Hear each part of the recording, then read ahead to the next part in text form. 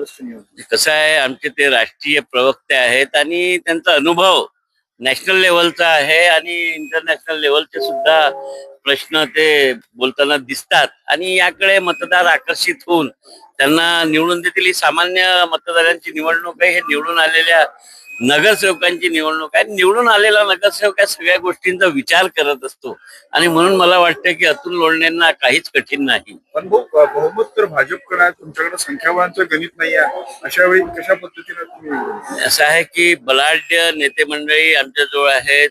आमच्या या निवडणुकीचे निरीक्षक डॉक्टर नितीन राऊत साहेब आहेत. त्यांचा अनुभव आणि त्यांचे इतके वर्ष काँग्रेसमध्ये गेले, या सर्व अनुभवांचा फायदा आम्हाला होईल आणि मतदारांना ते आकर्षित करू शकतील आणि अतुल लोढणेंचा विजय निश्चित होईल असं मला वाटतं. किती मतांनी विजय होईल? कारण तुमच्याकडे त्या तुलनेत अर्ध्यापेक्षा कमी मत.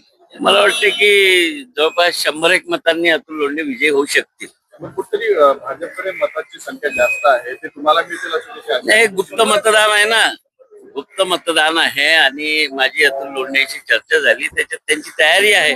तेव्हाच ते निवडणुकीच्या रिंगणात उतरले आहे की ते निवडून येण्यासाठीच उतरले आहे आणि मला वाटते की त्यांनी तेवढी व्यवस्था केली असावी मताची जुळवाजुळव आणि म्हणूनच मला वाटते की हे सर्व मतं त्यांना मिळतील. मत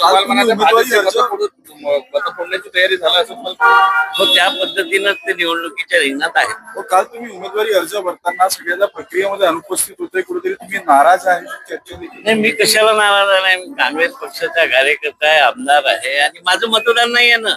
मतदान हे नगरसेवकांचं आहे.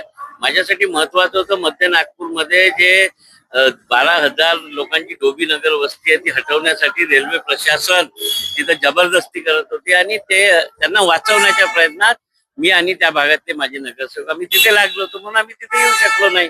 या निवडणुकीपेक्षा जो काँग्रेसचा मतदार आहे त्याला सुरक्षित ठेवणं हे माझ्यासाठी महत्वाचं होतं.